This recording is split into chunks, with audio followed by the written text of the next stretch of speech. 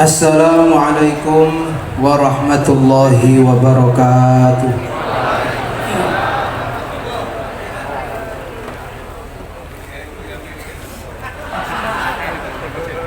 Bismillahirrahmanirrahim. Alhamdulillahi rabbil alamin. Wabihi nasta'in ala umuri dunya waddin. Wassalatu wassalamu ala ashrafil anbiya'i wal mursalin, habibina wa syafi'ina wa qurrati a'yunina wa maulana Muhammadin wa ala alihi wa sahbihi wa sallam, khairu nabiyyin arsalahu Allahu lil alamin basyiran wa nadhiran, faballagha ar-risalata wa addal amanata wa hadallahu bihi minal ummati basyaran katsiran. Wa kana fi dhulmatil jahli lil mustabsirina sirajan wa qamaran muniran. Qala rabbi shrah li sadri wa yassir li amri wa hlul 'uqdatam min lisani yafqahu qawli. Amma ba'du, hadratal mukarramin wal muhtaramin, ulama'anal a'izza wa umara'anal ajilla,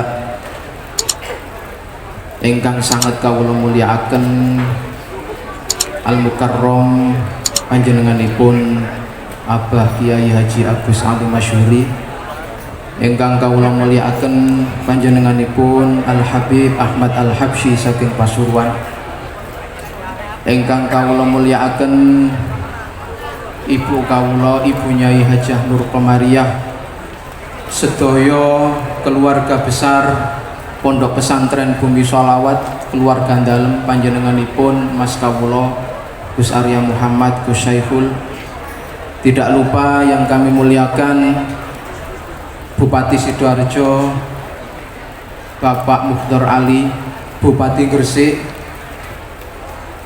Bapak Fandi Ahmad Yani. Niki kula celuk bapak mergi pernah adik kula, nek kula celuk Gus mungkin mboten sekeca kula. Ingkang kawula mulyakaken asatidz wal ustadzat, ulama dan seluruh tokoh masyarakat, ketua PJNU dan juga seluruh tokoh masyarakat dari Kabupaten Sidoarjo yang tidak bisa kami sebut satu persatu. Hadirin wal hadirat rahimakumullah. Terus terang, ketika kemarin Abah Gus Ali bilang bahwa beliau ingin mendatangkan Kiai Haji Bahauddin Nur Salim, mau mendatangkan Gus Bah ke sini, saya sebenarnya merasa ada tantangan tersendiri. Di dalam hati kecil saya sangat berharap Gus Bah bisa datang ke sini. Saya ingin beradu argumentasi dan beradu logika dengan beliau. Sebenarnya seperti itu. Karena alhamdulillah Pondok Pesantren Progresif Bumi Sholawat ini adalah pondok pesantren yang memiliki platform internasional. Sehingga kalau sudah berani mendeklar bahwa ini adalah lembaga pondok pesantren yang bertaraf internasional, maka keilmuan yang berbasis pemikiran-pemikiran logika, keilmuan yang berbasis pemikiran-pemikiran yang rasional ini harus mulai dibangun dari Pondok Pesantren Progresif Bumi Sholawat Islamic Boarding School. Maka Bapak Ibu yang kami muliakan, alhamdulillah di pondok pesantren ini saya secara pribadi mendidik, memberikan pengetahuan, memberikan epistemologi tentang bagaimana cara berpikir Islam secara rasional. Oleh sebab itu saya sebenarnya sangat berharap semoga di lain kesempatan saya bisa bertemu dengan Gus Bah. Biasanya kan sing ketemu kali Gus Bah niku Gus Kautsar. Insya Allah dari Pondok Pesantren Progresif pun berani diadu secara argumentatif dengan beliau. Akan tetapi karena Gus Bah tidak hadir, saya tadi sudah sampaikan sama Mas Arya, Mas ini yang Gus Bah ini tidak hadir, berarti saya harus mendowngrade ngajinya. Karena nanti kalau saya terlalu menjelaskan kajian-kajian ilmiah, kulo khawatir, saya sangat khawatir, saya ingat dengan apa yang disampaikan oleh Abah Ghazali, menjadi pendengar yang lebih baik jauh lebih sulit daripada menjadi pembicara yang baik. Oleh sebab itu, Bapak Ibu yang saya muliakan, meskipun kajian yang akan saya sampaikan ini tidak banyak, semoga ini menjadi bekal bagi kita semua di dalam mengarungi kehidupan. Baik, untuk menyingkat waktu, jadi begini, saya ingin bermula dari hujan dulu. Dari awal saya sudah dibisiki sama Gus Arya, sampean dongo cak ben gak udan. Tapi bagaimanapun juga Allah Subhanahu wa ta'ala telah berkehendak untuk menurunkan hujan. Jadi yang ada, kita semuanya harus menata hati kita melalui pintu tawakal. Berbicara tentang tawakal, saya teringat cerita dari Nabiullah Yusuf alaihissalam. Nabi Yusuf itu adalah seorang nabi yang luar biasa dari kalangan Bani Israel. Karena Nabi Yusuf itu putranya Nabi Yakub. Nabi Yakub itu adalah kakek moyangnya Bani Israel. Nabi Yusuf ini sejak dari kecil dilimpahi rahmat oleh Allah Subhanahu wa ta'ala yang terlampau banyak. Di samping rahmat dan nikmat yang diberikan Allah kepada Nabi Yusuf, Nabi Yusuf juga diberi oleh Allah Subhanahu wa ta'ala cobaan yang luar biasa. Akan tetapi saya ingin bercerita, semoga cerita ini menjadi satu bekal bagi kita. Dulu ketika kecil, Nabi Yusuf alaihissalam sangat dicintai oleh Nabi Yakub. Di antara sekian banyak saudaranya Nabi Yusuf yang ada 12, itu Nabi Yusuf adalah anak yang paling dicintai oleh Nabi Yakub.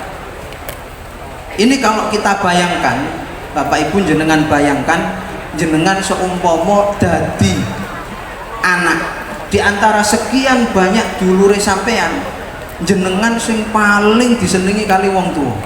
Pertanyaan kula, seneng napa mboten? Seneng napa mboten? Seneng. Jenenge anak niku nek sangat disayang oleh orang tua, mesti diberi fasilitas lebih. Ini kalau dipikir, ini merupakan satu kenikmatan yang luar biasa.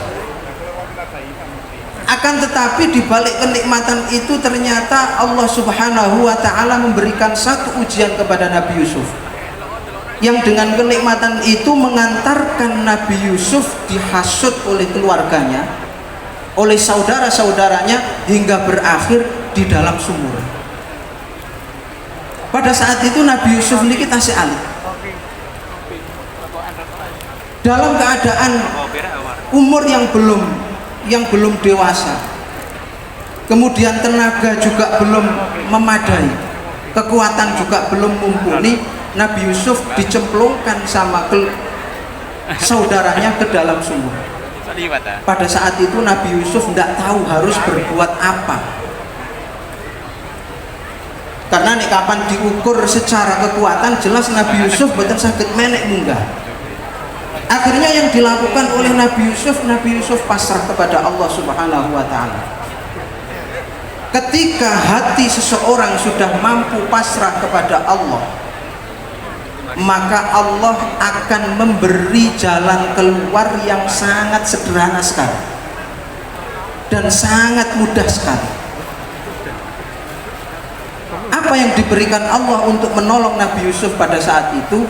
Cukup Gusti Allah niki damel tenggoroane musafir yang akan pergi ke Mesir pada saat itu, didamel ngelak, tenggoroane didamel ngelak kali Allah Subhanahu wa ta'ala. Hanya dengan sebab yang sangat sederhana itu, Nabi Yusuf kemudian diangkat oleh musafir, naik, dientaskan dari sumur, dan Nabi Yusuf pun selamat. Ini namanya Nabi Yusuf mendapatkan kenikmatan, di samping kenikmatan, di balik kenikmatan itu Nabi Yusuf diberikan ujian oleh Allah. Tapi Nabi Yusuf lulus ujian karena beliau menata tawakalnya kepada Allah Subhanahu wa taala. Wah niki pun udan jenengan tawakal mawon insyaallah aman. Dilanjut napa mboten? Lanjut nggih. Kula lanjutaken mboten lami insyaallah. Ketika Nabi Yusuf sudah dientaskan dari sumur, niki nikmat. Tapi di balik kenikmatan itu ternyata Nabi Yusuf niki badhe dijual, badhe didol, disade tenggene pasar menjadi seorang budak. Nabi Yusuf saat itu susahnya luar biasa. Lagi-lagi Nabi Yusuf menjalani ujian itu dengan sabar dan tawakal kepada Allah. Nalikane Nabi Yusuf niki sampun lulus dan dia bisa tawakal kepada Allah, ternyata di balik ujian itu Allah Subhanahu wa taala memberi Nabi Yusuf satu kabar gembira, piyambake diangkat menjadi anak mahkota atau diangkat menjadi bagian dari keluarga istana, diangkat dari anake Siti Zulaikha niki nek bahasane wong Jawa. Niki para rawuh ingkang kawula mulyakaken. Ternyata kehidupan dunia itu pasti tidak akan lepas dari yang namanya ujian dan cobaan. Di saat Nabi Yusuf mendapatkan kenikmatan yang begitu besar, sampean bayangno Nabi Yusuf diangkat dari putra mahkota, putra kerajaan. Itu karena Nabi Yusuf habis mendapatkan ujian mau dijual menjadi budak oleh musafir. Setelah Nabi Yusuf diparingi kenikmatan oleh Allah Subhanahu wa taala, diangkat menjadi salah satu keluarga kerajaan, ternyata nikmat ini mengantarkan kepada Nabi Yusuf untuk menuju pada ujian yang lain, di mana saat itu kemudian Nabi Yusuf niki diuji oleh Allah Subhanahu wa taala, disenengi karo ibu angkate dhewe. Nauzubillah min dzalik. Disenengi kali Siti Zulaikha. Susahnya luar biasa. Di dalam riwayat Al-Qur'an Allah Subhanahu wa taala niku cerita hampir saja Nabi Yusuf niki kepincut laula arro'a burhana rabbi, seandainya Nabi Yusuf niki mboten diparingi burhan, mboten diparingi pertolongan oleh Allah Subhanahu wa taala. Akhirnya cobaan yang ada niki napa merembete teng pundi? Nabi Yusuf dituduh telah berbuat zina dengan ibu angkatnya sendiri. Jenengan bayangkan pada saat itu tidak ada saksi, tidak ada bukti, moro-moro Kanjeng Nabi Yusuf niki dituduh berbuat zina. Susahnya luar biasa. Nabi Yusuf namun tawakal mawon. Akhirnya Allah Subhanahu wa taala memberikan pertolongan berupa burhan. Burhan itu adalah hujjah, bukti yang tidak terbantahkan. Apa bukti itu? Allah Subhanahu wa taala memberikan bukti berupa baju. Nabi Yusuf kemudian bisa berpikir, pikirannya terbuka. Kula mboten nggak ada saksi. Itu pada saat di persidangan. Saya tidak punya saksi kalau saya ini berzina, saksi hidup, tapi saya punya saksi baju saya. Kata hakim, apa yang kau kehendaki dengan saksi baju itu? Dijawab oleh Nabi Yusuf, in kana qamisuhu qudda min qubulin fasadaqat wa huwa minal kadhibin wa in kana qamisuhu qudda min duburin fakadzabat wa huwa minal kadhibin minal kadhibin. Dawuhipun Kanjeng Nabi Yusuf, nek kapan kelambine, apabila bajunya Yusuf itu robek bagian depan, Berarti sing salah niki Nabi Yusuf. Kena nopo? Jenenge tiang nek kapan ajenge melakukan pemaksaan, bahasa kerene diarani merkosa niku mesti sing dibatek nopo? Kelambi. Ini menunjukkan bahwa kalau yang sobek itu baju bagian depan, berarti Kanjeng Nabi Yusuf yang salah. Tapi nek kapan yang sobek itu adalah baju sebelah bagian belakang, ini berarti fakadzabat wa huwa minas shadiqin. Maka yang berbohong adalah si perempuan dan Nabi Yusuf adalah orang yang benar. Sakmantune burhan atau bukti niki dibuktikan di dalam persidangan. Ternyata ditingali kali hakime niku, ditingali kali hakime. Oh, tibake sing suwek iku klambi sing mburi bagian belakang. Berarti sing salah sinten? Sing salah sing wedok. Akan tetapi meskipun Kanjeng Nabi Yusuf niki diberikan hujah yang kuat, hujah niku termasuk nikmat, namun hakim pada saat itu tetap memihak kepada keluarga kerajaan. Bagaimanapun juga Nabi Yusuf kudu dipenjara. Akhirnya Nabi Yusuf ini dilepetakan penjara, kena susah maneh. Pada saat itu Kanjeng Nabi Yusuf ini dilebokno penjara kali koncone loro, enten dua temannya itu juga ikut masuk penjara. Berarti 3 dengan Nabi Yusuf. 2 temannya ini sudah dibebaskan, pada akhirnya sudah dibebaskan oleh keluarga kerajaan. Tinggal Nabi Yusuf dewe sing dereng dibebaskan. Diriwayatkan pada saat itu Nabi Yusuf mengalami kehidupan di dalam penjara dalam waktu yang sangat lama sekali. Sampai Kanjeng Nabi Yusuf niki sambat saking suwene mlebu nang jero penjara. Kembali lagi Nabi Yusuf boten saged napa-napa. Nabi Yusuf kembali tawakal kepada Allah Subhanahu wa taala. Pasrah datang Allah, noto salate, noto zikir. Lah tiyang niku nek kapan sampun tawakal, Allah niku nek kapan badhe maringi jalan keluar itu mudah sekali. Kemudian Allah Subhanahu wa taala memberi jalan keluar kepada Nabi Yusuf lewat nopo? Lewat ngimpi.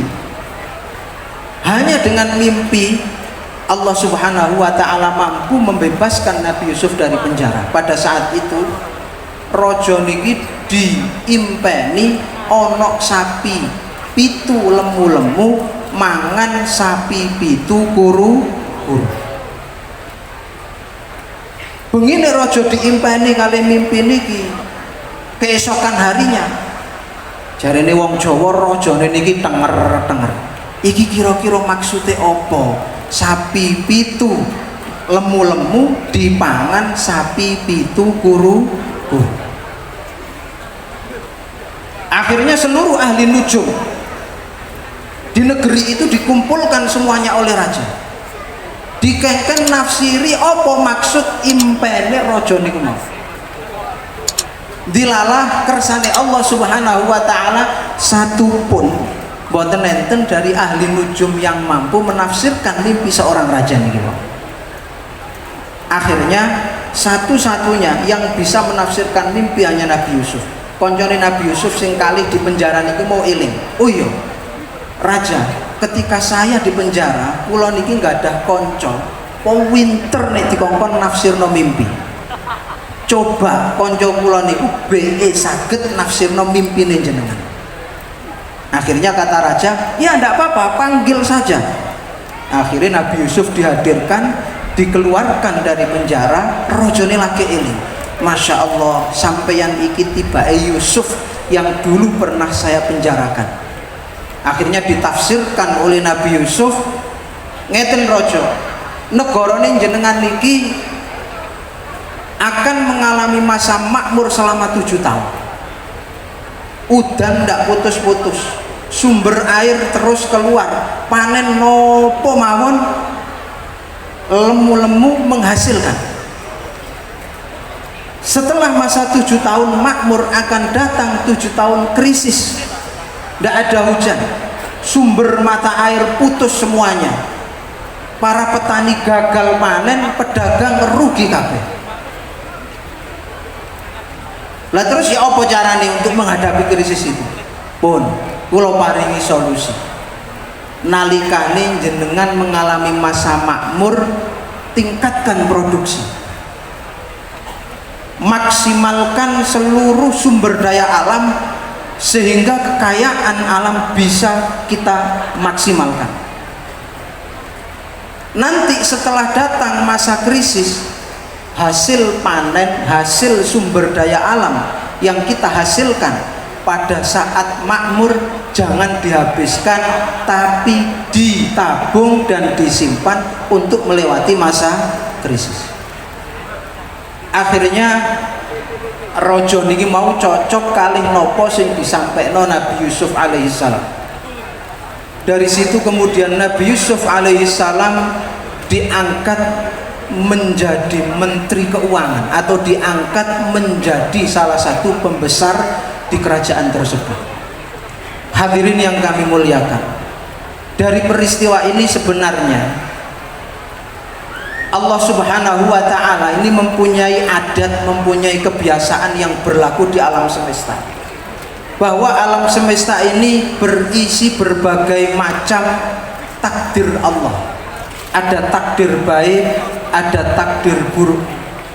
Takdir baik berarti kita disuruh untuk bersyukur kepada Allah, dan takdir buruk berarti kita diajarkan untuk bersabar kepada Allah.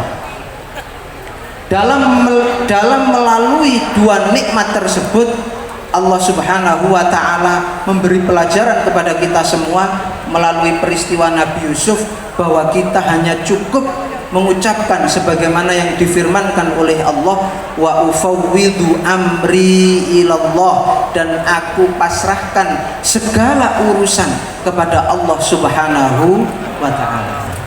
Niki sing kula kali panjenengan kudu saged nata. Nek kapan pemahaman ini sudah benar-benar kita tata, maka sebab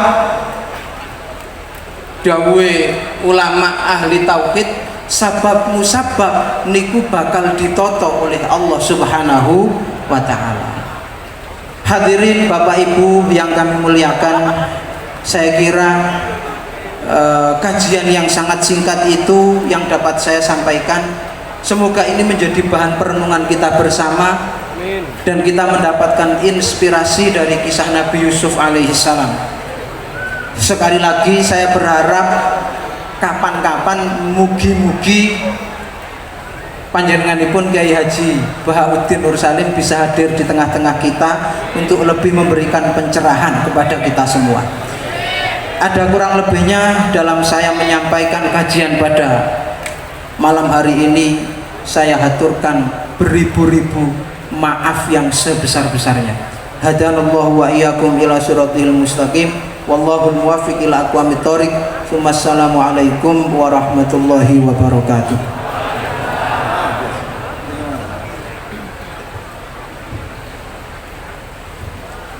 Hadirin yang kami hormati dan berbahagia, selanjutnya marilah kita ikuti mau'idhah. Selanjutnya mau'idhah yang kedua sekaligus doa akan disampaikan oleh Al Mukarram wal Muhtaram Kiai Haji Agus Ali Masyhuri. Kepada beliau dihaturkan.